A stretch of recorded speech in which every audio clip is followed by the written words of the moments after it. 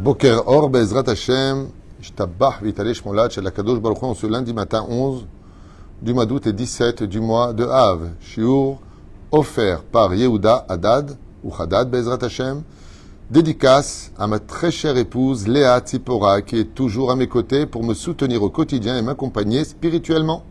Je remercie Akadosh Baruch Hu de nous avoir permis de concrétiser notre projet de Aliyah depuis le 15 juillet dernier. Mazal Tov, B'Sha'at Tova. Et que l'on soit toujours en bonne santé dans le Shalom, Be'ezrat Hashem, le Shalom Bayit, et que l'on ait une très belle parnassa ici, dans notre nouvelle vie, sur la terre de nos ancêtres avec notre peuple. Et également pour l'élévation de l'âme de ma maman Ninette Bat Julie Khalfon, ou Kalfon. Roi Hashem tenachena began Eden Elion v'chol hashavot imah bichlal arachamim v'selichot v'chen yihi ratzon v'nomar amen. Tihye nishmata tzor b'tzor ha'chaim v'shoneta yoter dava be'ezrat Hashem b'atzacha b'chol maaseh yadenu. On rajoutera aujourd'hui l'élévation de l'âme du papa de Déborah, Ayakar Léon Yosef Armand Ben Camille Céleste. Roi Hashem tenachenu began Eden Elion v'chol hashavim imo bichlal arachamim v'selichot v'chen yason amen. En même temps, ce sera Déborah Rose Twitou. Une bonne refouach lema, ima, refouach lema, kol am Israël, refouach lema, tous les psuim, refouach lema, tous les chatoufim, refouach lema, Bezrat Hashem, et de retour en Israël, kol hayalenu, que Dieu vous protège, et qu'on n'ait que de bonnes nouvelles, ban shemo be ahava. On commencera tout de suite avec ce verset, que je trouve si extraordinaire à commenter, à parler, quoi qu'on en a déjà fait pas mal, dans cette parachat de Ekev. Alors, nous sommes avec une paracha très spécial, avec beaucoup de sujets différents les uns des autres. Et dans le chapitre, comme vous le savez, verset 3, nous avons une phrase explosive que vient nous apprendre la Torah sur le fondement de la force du peuple d'Israël qui est sa bouche. Notre peuple a une très grande force dans la prière, dans l'étude de la Torah, dans la réflexion et dans le relationnel. La Torah nous apprend et nous demande quelque chose de nouveau dans cette dimension. C'est qu'on aurait pu penser qu'il y a le temps pour la parole et il y a le temps pour manger. C'est-à-dire le fonctionnement de la bouche ne sert pas qu'à parler, elle sert aussi à manger, à boire et à respirer. Notre bouche a plusieurs fonctions, elle n'en a pas qu'une. Donc, comme le dit Rabbi Shimon Bar Yochai, si j'avais été Dieu, j'aurais créé l'homme avec deux bouches. Pourquoi ? Une pour demander les choses sociales et profanes de ce monde, et l'autre pour parler que de Torah. Mais étant donné que l'homme, avec son Yetzer Hara, fait beaucoup de Lachon Hara, Motzi Shemra, il va se mettre à jurer, il va se mettre à insulter, alors heureusement que Dieu a créé l'homme avec une seule bouche. Pourquoi ? Parce que s'il avait eu deux bouches, il aurait fait du Lachon Hara avec les deux bouches. Ainsi donc, on peut comprendre qu'en réalité, vient nous apprendre ce verset-là, que notre bouche, en réalité, n'a qu'une fonction. Quand tu parles de Torah, quand tu parles de profane, quand tu manges, quand tu bois ou quand tu respires, quand la Neshamat Alléluia, Alléluia, en réalité, tous doivent servir le même créateur du monde. C'est-à-dire que quand je parle de profane, de travail par exemple, de choses, passe-moi le stylo, je vais avoir besoin d'une voiture, ok, ça doit être pour servir les intérêts de ma vie, pour prendre de l'argent, honnêtement, prélever le maaser, payer mes dettes, payer mes factures, vivre. Et ça aussi c'est une mitzvah. Ça aussi c'est une mitzvah. D'où le Shulchan Aruch sur toutes les lois du travail. Et ainsi donc, quand je bois ou quand je mange, ça doit être fait les Shem Shamaim pour que j'ai la force et l'énergie de pouvoir servir à Kadosh Baruch Hu, Kedat Moshe Israël. Mais comment je peux l'accompagner ? Et voilà que le verset nous dit, chers amis, Ki lo ala lechem levado yichye ha'adam ki al kol motza piv Hashem. Donc, je vous relis le verset. Car ce n'est pas sur le pain seulement que vivra l'homme, si ce n'est que sur la parole qui sortira de sa bouche, la parole de Dieu. Au niveau du pshat, on vient nous apprendre ici que même quand tu manges, il faut parler, pas pendant que tu manges, de peur que tu t'étrangles, il faut parler avec Hachem. Ce qui fait que quand un juif vient autour de la table pour manger, pourquoi est-ce qu'il mange ? Parce qu'il a faim, parce qu'il faut se nourrir. Il doit avoir une intention précise. Pourquoi tu manges ? Parce que c'est bon ? Parce que c'est bien ? Parce que tu t'ennuies ? Ma'asiba, pour vivre. Pourquoi tu veux vivre ? Pour servir Hachem. Très bien. Mais pendant ce laps de temps où tu vas manger, tu ne peux pas étudier en même temps. On ne peut pas étudier au-dessus d'un livre. C'est pas joli. Donc le temps de manger, c'est le temps de manger.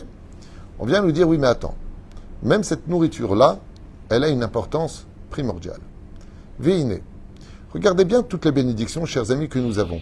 Elles sont toutes des rabbanan, sauf une, le Birkat Hamazon. Voici que maintenant la Torah d'Afka dans le monde de la nourriture va nous donner une mitzvah tassé de Horaïta pour te dire que Dieu lui-même est très particulièrement intéressé par la valeur des bénédictions que ta bouche devra prononcer avant de consommer quoi que ce soit, de sentir quoi que ce soit, tu dois dire des bénédictions. La vie du juif est empreinte de bénédictions. Nous sortons des toilettes, nous faisons une bénédiction. Nous mangeons du pain, nous faisons une bénédiction. Nous avons fini de manger, on fait une bénédiction. Tu reçois une bonne nouvelle, tu dis une bénédiction. Tu reçois une mauvaise nouvelle, tu dis une bénédiction. Waouh! Partout où on va, on reçoit et on dit une bénédiction. Regardez maintenant ce que cela signifie. La nourriture que je mange va être triée par tout un système qui d'abord est digéré par l'estomac, passe par le foie, qui est une grille qui va trier, et puis après les reins qui va encore trier, à savoir qu'est-ce qui va dans le sang, qu'est-ce qui va dans les toilettes. Mais il y a quelque chose que je peux faire monter bien au-delà de ce que mon estomac a besoin. C'est faire monter cette nourriture vers Hachem. De quelle façon? En y prononçant une bénédiction. Si vous saviez à quel point c'est ridicule, même pour un juif non religieux. C'est quoi, le mec, il n'est même pas très religieux. Allez, qu'est-ce que tu as à perdre de dire, si tu bois un verre d'eau, un verre de coca, un verre de ce que tu veux de menthe, peu importe ce que tu bois. Juste une seconde. Baruch ata Hashem Elokeinu melech haolam she'akol nהיה bidbaro. Tu bois. Qu'est-ce qu'il y a de si dramatique? C'est pas dire autre, je peux pas. Ma yesh lecha. Tevarer. C'est que le jour où tu partiras de ce monde, quand on fera ta askara, il y aura plein de nourriture. Et on dira, les ilou nishmat, pour l'élévation de l'âme. Baruch ata Hashem Elokeinu melech haolam borem minne mezonot. On va penser à toi. Et tu sais quand est-ce qu'on va penser à toi? Quand on va manger. En faisant des bénédictions sur la nourriture, tu élèves les âmes. Pas simplement celles qui sont cachées dans la nourriture. Pas simplement remerciant Hachem par savoir-vivre que lui a créé ce que tu consommes et qui te permet de le consommer. Parce qu'imagine que tu ne puisses plus le consommer comme bien des gens qui n'arrivent plus à manger aujourd'hui. Tout ça n'est pas indu. Les bénédictions sont une bénédiction, pas simplement pour nous sur terre, pas simplement en tant que reconnaissance pour Dieu, mais dans le monde d'en haut. Chaque bénédiction est un ange qui monte si haut. Vous vous rappelez cette histoire que nous avions racontée très brièvement de cette fille qui avait écouté un Dvar Torah chez le Rav et qui avait dit que de répondre Amen à une bénédiction était encore plus grande que de dire la bénédiction, car celui qui dit la bénédiction profite en mangeant ce qu'il a dit, tandis que celui qui répond Amen ne profite de rien. Donc c'est les Shem Shamaim. Alors cette fille a décidé de donner du mérite aux autres. Et elle prend sur elle le neder de ne plus jamais manger quoi que ce soit, boire quoi que ce soit, sans que quelqu'un soit là pour répondre Amen.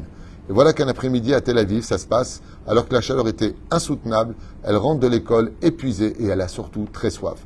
Ce jour-là, elle voit que sa mère dort dans la chambre. La porte est fermée ou entrouverte et la maman dort.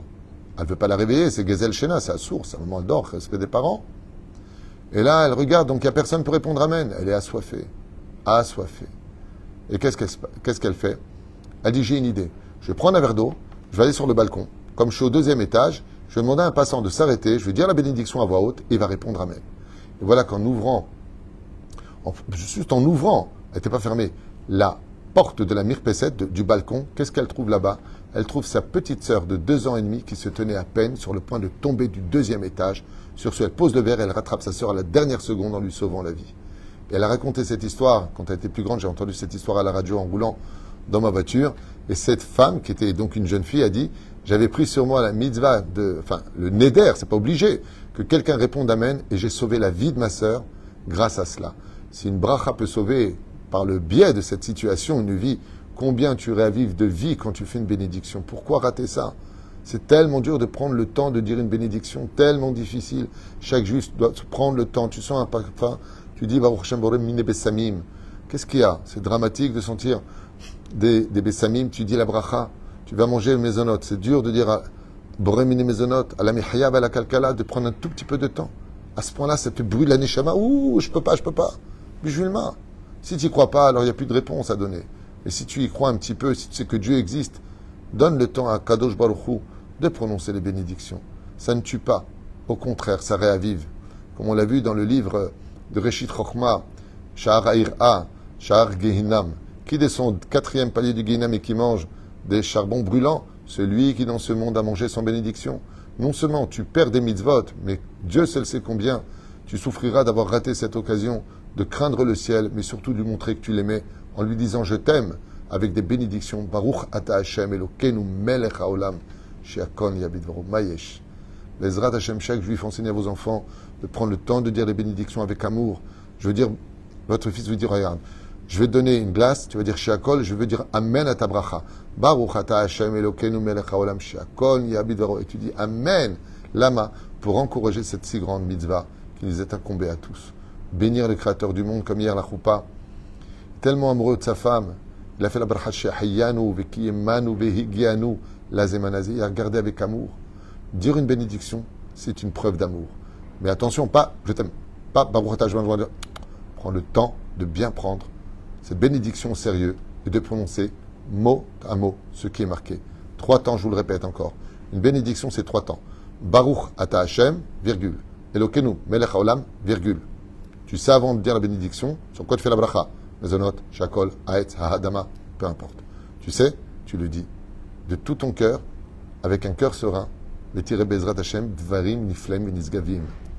Omer Rabbeinu Harav, dans Pichutei Chotam, Rabbi Yaakov Abuchatzera. Alors je vous lis. A Torah ba'a lermoz nanu shekol adam haosek baTorah. Toute personne qui étudie la Torah, tzarich latet bitrono b'Hashem yitbarach, doit mettre sa foi en Créateur du monde 100%. Chez où yazon ve'yazmin lo et parnasato. Que tu saches que pendant que tu étudies la Torah, tu ne perds pas ton temps pour ta parnassa, car quand tu étudies la Torah, le Créateur du monde, lui, te prépare ta parnassa. Car un homme doit se méfier énormément de faire la différence entre les besoins de l'argent pour le vivre et de ne pas travailler l'argent comme de l'idolâtrie. Et qu'un homme ne vient pas dire au sein de son cœur, que la ne vienne pas dire, quand j'aurai le frigidaire qui est plein, j'irai étudier la Torah. Donc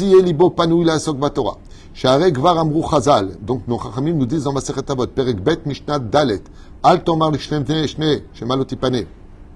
Quand je serai libre, j'irai étudier la Torah, car peut-être tu ne seras jamais libre pour aller l'étudier. Et là, Tzrich Adam Lifror et Aderech Hanechona Be'iyan Ze. Car chacun de nous devons choisir le chemin qui est en rapport avec la réussite d'un homme sur terre dans ce domaine. Sheasim et Bitrono. Car il doit mettre sa foi Be'akadosh Baruchu Be'emet. Car il doit avoir sa foi fixée sur Dieu uniquement, pas sur les hommes, ni les patrons, ni qui que ce soit. Ve'omar le'atzmo, il se dira lui-même, Are akol be'yad Hashem itbarach, tout est entre les mains d'Hashem. Uma asher hauli li magiali, et ce que je devrais prendre de toute façon, je le prendrai. Yagia elai, et cela viendra même jusqu'à moi. Pourquoi? Parce que je fais maïshtadout. Bien sûr que je vais trouver du travail, bien sûr que je vais étudier la Torah. Ve'im kain kedai li le'akdish et c'est pour cela qu'une personne intelligente, dit Rabbi Yaakov Abuchatzera, doit tout ce qu'il fait dans sa vie adhérer à Dieu de tout son cœur et de toute son âme. Biskor Adam Tamid et Ma'amar Apasuk. Et à se souvenir pour chacun de nous chaque jour. Kilo al alechem levado yichya Adam kim al kol motza pi Hashem. Ce n'est pas sur ce que tu consommes que tu te nourriras, mais sur la bénédiction que tu prononceras dans ta vie, Be'ezrat Hashem itbarach, sur tout ce que tu auras dans tes mains. Ve'achen tzrich Adam. La amol le farnasato. Même si on sait tous que de se nourrir, de travailler est un tikkun, c'est une situation difficile de donner 8-9 heures de travail par jour. Car nous avons été maudits dans la faute originelle de tu travailleras la sueur de ton front. Mais par contre, par rapport à ça, Adam, et donc, même si c'est vital de vivre aujourd'hui pour se nourrir, car ça fait partie du tikkun, un homme ne doit pas se concentrer sa vie uniquement sur le travail. Car tout ce que tu dois recevoir, tu as déjà été fixé à Rosh Hashanah. Donc qu'est-ce que c'est aller travailler? Dit Rabbi Yaakov Abuchatzera, c'est aller chercher ce qui t'a été fixé par Dieu à Rosh Hashanah.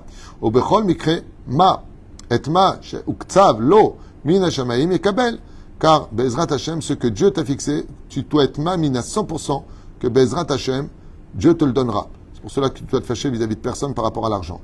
Et c'est pour cela que le but de notre monde, c'est d'avoir justement cette extraordinaire Torah, Shgura Bepiv, tout le temps dans notre bouche. Alors comment je fais?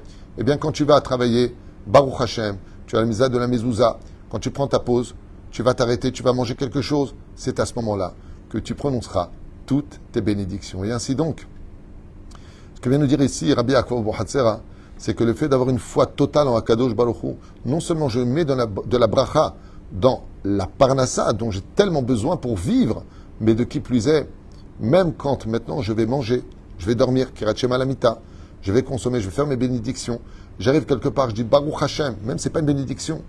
Pour chaque détail, remercie Hashem, aime Hashem, pas dans ton cœur seulement, mais avec tes lèvres, pour exprimer les sentiments que tu as au fond de toi. D'une certaine façon, je dirais, un peu à l'image de Yehuda Haddad, à Yakar, qui fait cette dédicace à sa chère épouse, Tzipora, Léa Tzipora, et qui lui dit « Merci d'être à mes côtés ». Il lui dédie ce shiur pour vous, pour lui montrer combien il la voit avec l'éternité. Vous savez quelle différence il y a entre aimer une femme pour son physique, mais surtout pour son âme. Quand on mêle l'âme au physique, même si le physique se fane, vieillit, on l'aime toujours autant, parce que l'âme, elle, reste éternelle. Kol Tuv Velitraot. Merci de partager. Merci de diffuser la Torah ensemble, Be'ezrat Hashem. Que Dieu vous bénisse. Merci pour votre soutien, pour ceux qui peuvent nous soutenir. On est le 11 du mois, il faut que je paye tellement de choses. Celui qui peut avoir la bracha, Be'ezrat Hashem. Et si vous ne pouvez pas, j'insiste, un sourire suffira. Partagez les cours. Avant que ne vienne la Géoula et qu'on n'ait plus besoin les uns des autres pour diffuser la Torah, car le monde entier sera rempli de la connaissance de Dieu, prenons encore ce temps qui nous est donné pour partager le plus de mitzvot de Torah. Asim Tovim Beyachad. Kol Tuv Velitraot.